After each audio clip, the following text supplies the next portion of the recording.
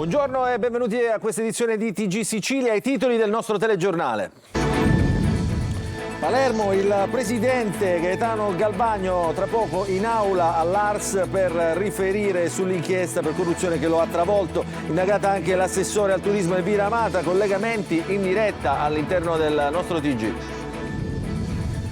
Assegno di inclusione, via alle nuove domande. In Sicilia 416.000 beneficiari, avrà una durata massima di un anno. Carceri siciliane al collasso tra sovraffollamento e sicurezza. Mattarella lancia l'allarme, i sindacati manifestano ad Agrigento.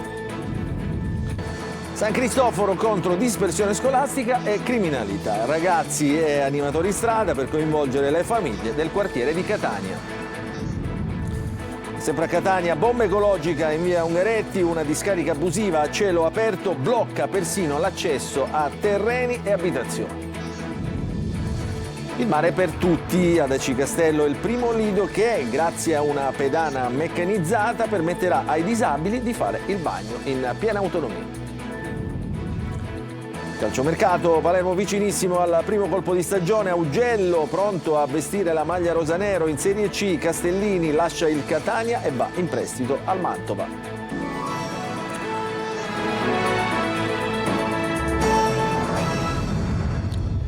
Ancora buongiorno, lo avete sentito dai titoli, oggi è il giorno delle dichiarazioni del Presidente dell'Assemblea regionale siciliana Gaetano Galvagno, che al Parlamento riferirà dell'inchiesta che lo ha travolto. L'esponente di Fratelli d'Italia è indagato per corruzione dalla Procura di Palermo, coinvolta anche l'assessore regionale al turismo Elvira Amato dello stesso partito. Il servizio di Manlio Viola.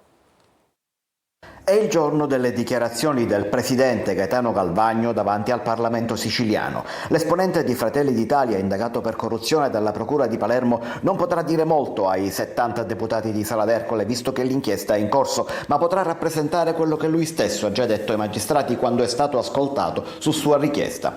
Per consentire le sue dichiarazioni, la seduta d'aula è stata anticipata di un'ora rispetto alla prima convocazione. Il presidente farà il suo discorso, poi andrà via senza che ci sia un dibattito sulla questione etica e morale che sta alla base di questo intervento. Galvagno ha deciso di anticipare ad oggi il suo intervento, originariamente atteso per l'8 luglio, nel tentativo di spegnere l'incendio politico e mediatico. Al Parlamento probabilmente dirà anche che la sua portavoce Sabrina De Capitani, indicata come la lobbista del gruppo in base alle intercettazioni, ha già rassegnato le proprie dimissioni ieri pomeriggio. Ma cos'altro dirà non sembra saperlo nessuno. Intanto l'inchiesta va avanti e con essa anche la continua fuga a rate di notizie. I collegamenti con altre inchieste come la mostra milionaria a Cannes, i contributi del programma Sisili, le leggi Mancetta all'Assemblea. E fra questi ci sono avvisi di garanzia anche ad assessori della giunta di governo come la sua compagna di partito Elvira Amata. Tutti capitoli di una sola inchiesta, sembra di capire, ma questo attiene a altri palazzi. Fra le sale che furono dei re normanni, Galvagno dovrà convincere i deputati della sua correttezza e del fatto che l'inchiesta non minerà la credibilità delle istituzioni democratiche siciliane.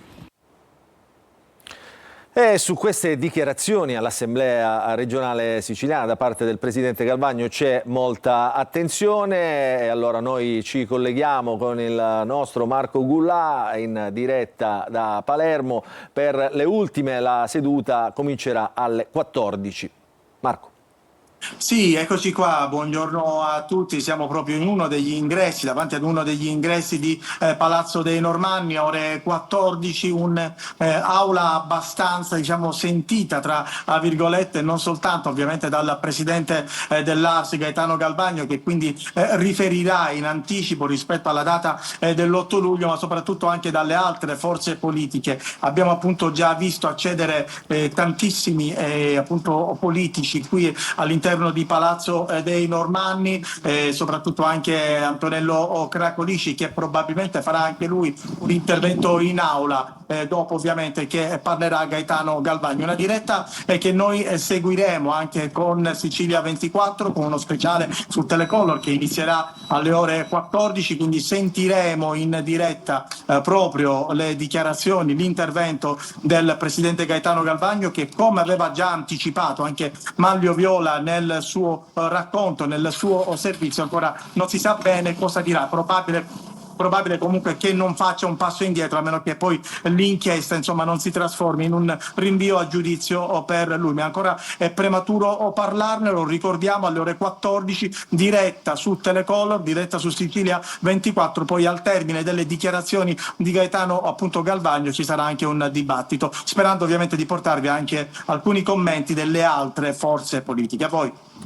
Grazie Marco Gullà che seguirà per noi questo evento. Io vi ricordo che la diretta, oltre che su Telecolor, sarà anche sul sito Sicilia Web, ma anche sui social della Sicilia Web, quindi insomma sarà fruibile da tutti per chi volesse vederla insomma, e approfondire. Adesso cambiamo argomento, proseguiamo con le notizie del nostro telegiornale. Un ex agente di polizia di 64 anni, Daniele La Monica, è morto dopo essere stato investito da un'auto pirata mentre era a bordo del proprio scooter sulla strada statale 124 nel territorio di Caltagirone. L'autista della vettura, un 63enne, è stato individuato e arrestato per omicidio stradale e omissione di soccorso.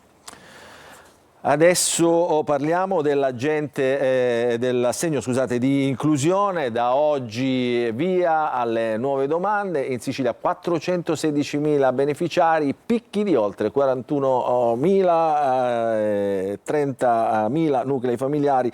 Insomma sono numeri molto importanti a Palermo e Catania soprattutto. Il servizio.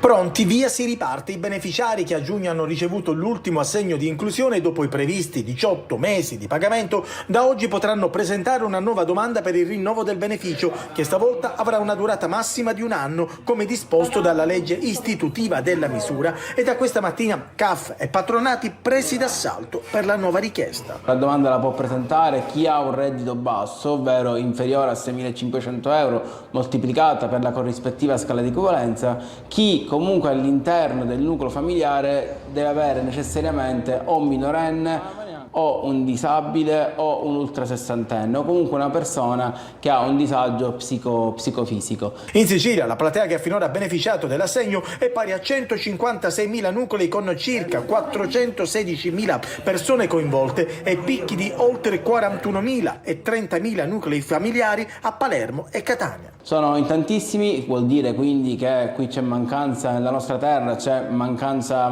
di lavoro, la gente sta male economicamente e quindi ha bisogno dei sussidi per poter andare avanti. Quello che noi chiediamo, soprattutto al governo, è come questa gente debba andare avanti, per esempio per il mese di luglio, perché la domanda viene rinnovata oggi ma andrà in porto dal 15 agosto in poi, quindi per il mese di agosto. Il mese di luglio invece sarà il mese di stop. Oggi sit-in davanti ai tribunali dei lavoratori precari della giustizia assunti con i fondi del PNRR. L'ultima legge di bilancio escluderebbe dalla stabilizzazione quasi la metà del personale. Per i sindacati è a rischio la macchina della giustizia. Il servizio di Emanuela Corsi. Basta con i soldi alle armi, basta con i soldi all'industria militare.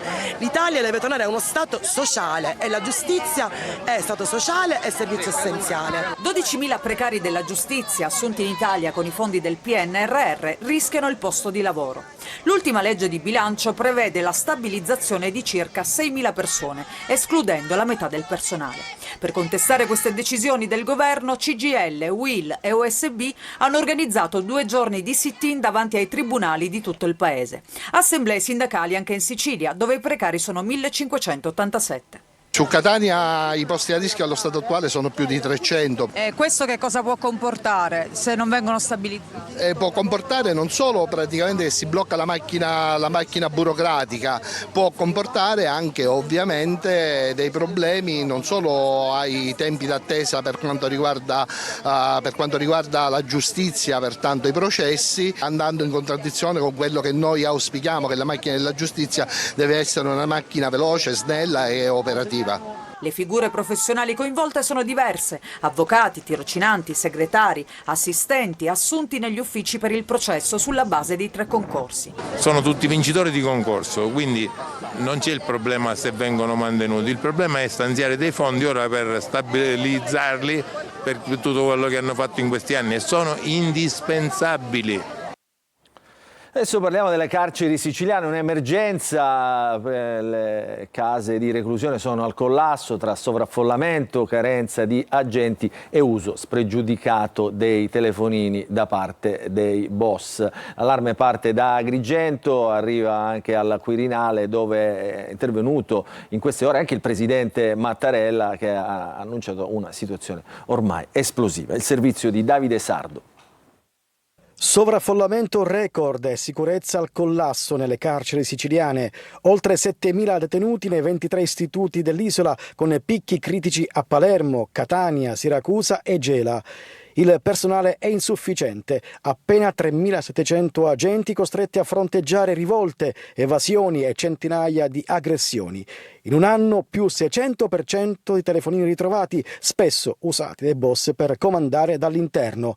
Allarme anche sui sequestri di droga. A lanciare l'allerta il segretario del sindacato Polizia Penitenziaria Aldo Di Giacomo ad Agrigento. Detenuti che si picchiano tra di loro, suicidi, ma soprattutto, ahimè, i detenuti che picchiano i poliziotti penitenziari. Rispetto al dato di 4 anni fa è aumentato del 700% questo dato, è un dato veramente spaventoso, sembra di stare in guerra. I problemi sono stati evidenziati anche dal Presidente della Repubblica Sergio Mattarella durante un incontro al Quirinale con una delegazione della Polizia Penitenziaria. Occorre che gli istituti di pena siano dotati di nuove e più adeguate professionalità. In caso contrario, anche il vostro compito sarà inevitabilmente appesantito e gravato da un improprio sovraccarico di funzioni che dovrebbero essere affidate ad altri. I luoghi di detenzione non devono trasformarsi in palestra per nuovi reati, in palestra di addestramento al crimine, né in luoghi di senza speranza, ma devono essere effettivamente rivolti a recupero di chi ha sbagliato. Gli agenti della squadra mobile della questura di Catania hanno arrestato un 34enne e un 22enne per spaccio di sostanze stupefacenti. Secondo l'accusa avrebbero trasformato un appartamento a San Cristoforo, protetto da porte blindate e da un complesso di videosorveglianza, in un centro di spaccio dotato di crack room dove consumare la droga appena acquistata in sicurezza. A conclusione dell'attività la polizia ha sequestrato l'immobile, i 2 arrestati sono stati posti agli arresti domiciliari. Un sogno dentro al cortile. L'entusiasmo dei ragazzi, sempre per rimanere a San Cristoforo, contagia il quartiere, l'oratorio delle Salette, cuore pulsante di questo centro salesiano che si tramanda di generazione in generazione. Il servizio di Tonino De Mano. Grazie. Il risveglio di San Cristoforo è tutto in queste immagini e nei sorrisi dei tanti bambini che hanno percorso festanti le strade dello storico quartiere catanese. Un sogno dentro al cortile è l'iniziativa dell'oratorio Le Salette, cuore pulsante e carisma salesiano che si tramanda di generazione in generazione. Io da mamma sono felice di portare mio figlio all'oratorio salesiano perché la Salette è casa e famiglia. È contagioso l'entusiasmo di genitori ed animatori per il Grest, appuntamento fisso dell'estate. È stata un'emozione bellissima. Camminare, gridare, cantare, inneggiare a questo nostro quartiere che stiamo svegliando. Un'attività organizzata dai nostri animatori, Sveglia Quartiere. San Cristoforo è viva! E io spero che questo, non solo quest'anno ma tutti gli altri anni, questo carisma salesiano possa sempre far parte di questo quartiere. Voglia di stare insieme all'aria aperta a colorare un quartiere che vuole risollevarsi grazie all'entusiasmo dei suoi figli. Viva la Mosca, Venezuela! Sorrisi contagiosi davvero questi del quartiere San Cristoforo, poi però la città ha altri aspetti come quello che stiamo per raccontarvi di una vera e propria bomba ecologica, una mega discarica che invade via Ungaretti, sempre a Catania, una via sempre più esposta al rischio incendi. Allarme anche a Fondo Romeo, vediamo in che condizioni si trovano nel servizio di Tonino De Mano. Ormai le segnalazioni non si contano più ed interi quartieri di Catania affogano tra rifiuti, sempre più variegati e pericolosi. Spazzatura che viene accatastata e poi bruciata, rendendo l'aria irrespirabile e creando seri problemi di ordine pubblico. Siamo in via Ungaretti, una traversa di via Palermo, divenuta il simbolo dell'abbandono, con tonnellate di rifiuti accatastati ai margini della strada. A volte è persino impossibile raggiungere alcuni terreni privati, dove trovano rifugio anche una decina di cani che alcuni giorni fa sono stati circondati dalle fiamme. Per Agata, chi li accudisce, sono stati momenti di terrore. I cani sono in pericolo perché già gliel'ho dato a fuoco la settimana scorsa, io non potevo nemmeno entrare e non potevo di conseguenza nemmeno uscire perché c'erano le fiamme alte. Sono in pericolo io, i miei cani, il vecchietto qua di fronte e le persone là sotto. E disperata Agata non sa più a chi rivolgersi. Noi siamo nel panico, non dormiamo, ogni 5 minuti ci affacciamo per vedere se c'è il fumo, se c'è il fuoco. Hanno dato già a fuoco e continueranno a dare a fuoco da qua a quando finirà l'estate. Io chiedo umilmente, risolvete questo problema. Stesso scenario e stessi pericoli a Fondo Romeo. Da queste parti neanche le telecamere sono riuscite a bloccare lo scempio. Erano state installate e presentate in pompa magna con l'intento di risolvere il problema dell'abbandono selvaggio dei rifiuti. A giudicare dalle immagini, l'obiettivo è miseramente fallito. La polizia, insieme ai bambini e ai ragazzi del campus estivo del CUS Catania, insieme per una giornata all'insegna della legalità e nel rispetto delle regole spiegate attraverso il gioco ai più piccoli. Il servizio di Desiree Ferlito. Gli agenti della Polizia di Stato hanno trascorso un'intera mattinata con i bambini e i ragazzi del campus del CUS Catania. Un'attività realizzata per far comprendere anche attraverso l'esempio ed il gioco quali sono le attività che la Polizia compie quotidianamente per garantire la legalità, la sicurezza dei cittadini e il rispetto delle regole. Riusciamo ad avere la possibilità di incontrare i bambini dai più piccoli anche comunque ai preadolescenti. Parlando di regole, parlando di legalità, parlando di sport. I bambini affascinati dalla polizia scientifica che ha spiegato ai più piccoli le tecniche investigative utilizzate sulla scena del crimine, effettuando anche la dimostrazione pratica della rilevazione delle impronte digitali. Presenti anche le unità cinofile con i cani antidroga Ares e Brisca, che hanno effettuato una dimostrazione di come vengono effettuati i controlli sulle persone e nei luoghi. E poi un percorso didattico per simulare attraverso l'ausilio di particolari occhiali che alterano la realtà deformandola quali sono i pericoli in cui si incorre mettendosi alla guida sotto l'effetto di alcol. Una giornata veramente bella, io vedere tutti questi ragazzini così interessati, così contenti, così sorridenti mi riempie chiaramente di gioia. Non solo dimostrazioni, ma anche sensibilizzazione sull'importanza del rispetto delle regole e verso il prossimo. I funzionari e gli agenti della Questura di Catania hanno spiegato l'uso corretto degli smartphone, mettendo in guardia i ragazzi dai pericoli della rete con un focus sul cyberbullismo. Adesso parliamo di un'innovazione che abbatte le barriere architettoniche e restituisce il mare a tutti. È il progetto di una società che si chiama Terramare da Cicastello, ha pensato a un primo lido siciliano per disabili grazie a una pedana meccanizzata, appunto la prima in Sicilia, per permettere appunto ai disabili di fare il bagno in piena autonomia. Il servizio. Uno spazio di inclusione perché tutti si possano riappropriare della bellezza del mare.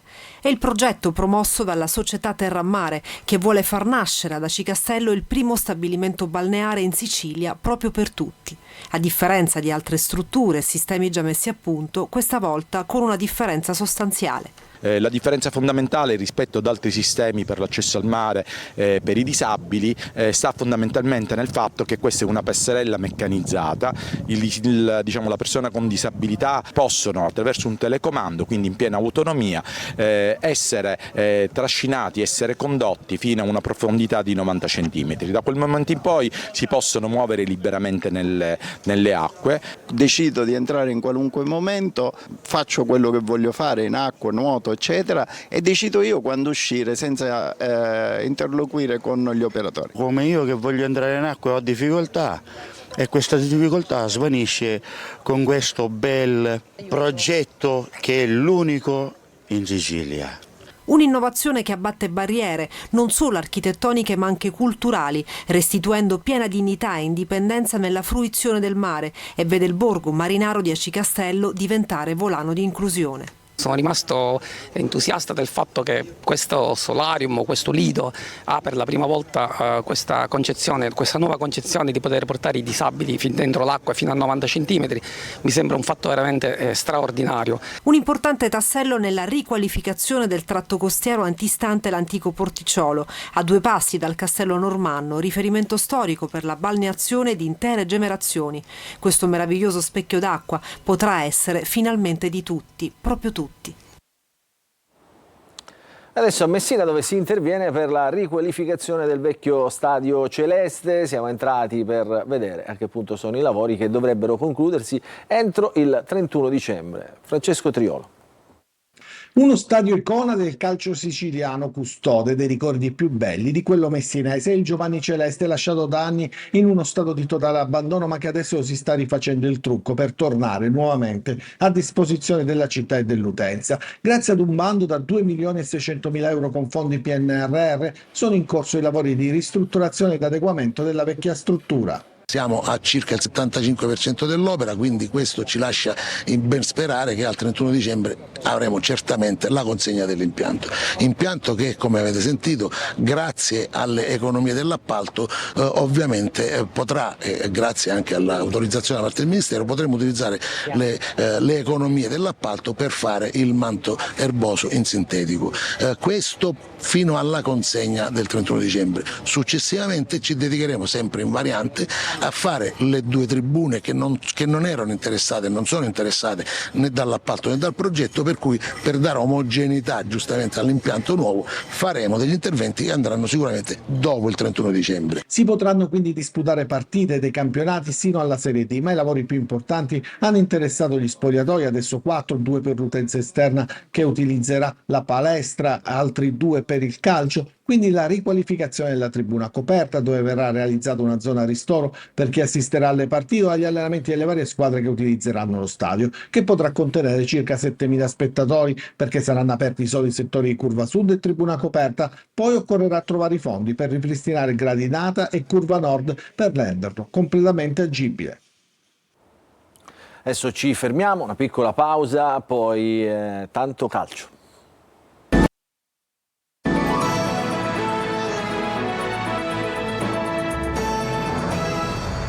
Ancora ben trovati nella seconda parte del nostro telegiornale. Apriamo la pagina del calcio mercato, visto la stagione. Partiamo dal Palermo, quindi dalla Serie B. Il Palermo che si rifà il look sulle fasce, sugli esterni. In arrivo Augello ed Elia, mentre il direttore sportivo Carlo Osti è pronto a ufficializzare i primi nomi in entrata. Il servizio di Marco Gullà. Tutto fatto, manca solo l'ufficialità per il primo colpo in entrata del Palermo. Nel primo giorno di calciomercato il club rosanero starebbe per perfezionare il colpo Tommaso Augello per la sua corsia mancina. Il terzino, svincolatosi dal Cagliari, potrà aggregarsi liberamente al Palermo. L'accordo dovrebbe essere di natura biennale, più un eventuale terzo anno. Il direttore sportivo Osti starebbe attendendo soltanto il consueto via libera da Manchester per ufficializzare a breve l'operazione. Sulla destra, invece, il Palermo è pronto a riportare il rosanero Salvatore Elia. C'è però il Venezia, che è interessato al calciatore di proprietà dello Spezia, che però gradirebbe a sua volta la soluzione Palermo. Alla fine Osti dovrebbe comunque riuscire a perfezionare l'ingaggio di Elia. Per il centrocampo, oltre a Palumbo dal Modena, il Palermo è in fase avanzata per Antonio Vergara, 22 anni, talento proveniente dal settore giovanile del Napoli, protagonista nella Reggiana con 5 gol segnati, incluso 1 contro il rosanero. In uscita Di Mariano verso Bari, Insigne verso Pescara. Fra 12 giorni inizierà il ritiro dei siciliani in Valle d'Aosta e l'obiettivo di Carlo Osti è di consegnare già diversi rinforzi al tecnico Pippo Inzaghi. Adesso in Serie C il Catania interrompe tutti i prestiti al 30 giugno, oggi comincia una nuova fase del mercato dei rossazzurri, la fase dello sfoltimento della rosa, ma non solo. A Trapani invece sesto acquisto, domani invece a Siracusa parlerà il presidente. Ci fa il punto Francesco Triolo. Sono 14 i giocatori che da oggi tornano formalmente nella rosa del Catania, scaduti ieri infatti i prestiti degli atleti che il club rossazzurro aveva girato ad altre formazioni e che adesso dovranno trovare una sistemazione alternativa. È fatta per Castellini al Mantova, andrà in prestito con obbligo di riscatto al verificarsi di determinate condizioni. Quindi bisognerà discutere ora delle posizioni degli altri, da Cicerelli ad Andrea, da Chiarella Bocic, Marsura, Costantino, Peralta Alteio, giusto per fare qualche nome. Da decifrare invece la vicenda che riguarda Cianci. La Ternana ha effettivamente riscaldato il calciatore, ma la situazione economica della società umbra è complicata. Il Catania, se non dovesse adempiere al pagamento della cifra stabilita, potrà solo rivalersi sul recupero del denaro. Discorso aperto invece per Roberto Inglese. Il suo contratto è scaduto ieri e la società adesso sta discutendo per il suo rinnovo. Si lavora anche in vista del ritiro di Norcia, con la programmazione delle amichevoli che dovrebbero essere 4 o 5. Sesto acquisto invece per il Trapani, si tratta di Enrico Celeghin, 26 anni, ex Como Triestina e Giuliano, per il presidente Antonini che lo ha annunciato sui social, un investimento importante e ragazzo di spessore e talento. A Siracusa si attende invece la prima conferenza stampa stagionale del presidente Alessandro Ricci, che domani farà il punto sul nuovo direttore sportivo con Antonello Laneri sempre in pole e sulla programmazione del prossimo campionato. Questa è l'ultima notizia per questa edizione del nostro telegiornale che finisce qui. Vi ricordo che l'informazione su Antenna Sicilia ritornerà questa sera alle 20. Grazie per averci seguito, buon proseguimento di giornata a tutti.